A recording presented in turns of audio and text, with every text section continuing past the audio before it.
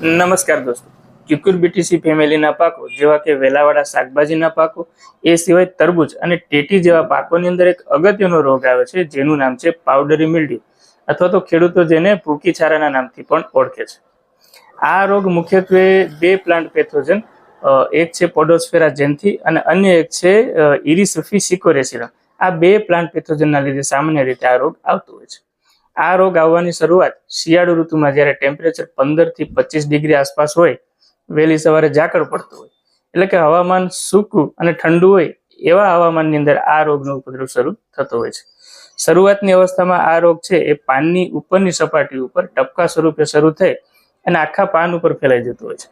એટલે કે પાન ઉપર જાણે સફેદ પાવડરનો છંટકાવ કર્યો હોય એવા લક્ષણો આપણને જોવા મળે છે. તો આ રોગનું જો આપણે સમયસર નિયંત્રણ કરવામાં ન આવે તો પાક છે, છોડ છે, પોતાની પ્રકાશ સંશ્લેષણની ક્રિયા વ્યવસ્થિત કરી શકતો ન હોવાથી પોતાનો ખોરાક ન બનાવી શકે અને એની સીધી અસર જે ઉત્પાદન ઉપર પડતી હોય છે. એટલા માટે આ રોગનું સમયસર નિયંત્રણ કરવું ખૂબ જરૂરી છે.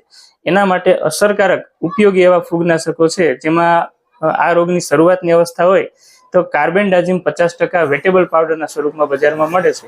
એનું પ્રમાણ પ્રતિ પંપ 20 ગ્રામ જેવું રાખી અને છંટકાવ કરી શકાય. એ સિવાય હેક્ઝાકોનાઝોલ 5% એસી ફોર્મ્યુલેશનમાં આવે છે, જેનું પ્રમાણ પ્રતિ પંપ 30 મિલી રાખી અને છંટકાવ કરી શકાય.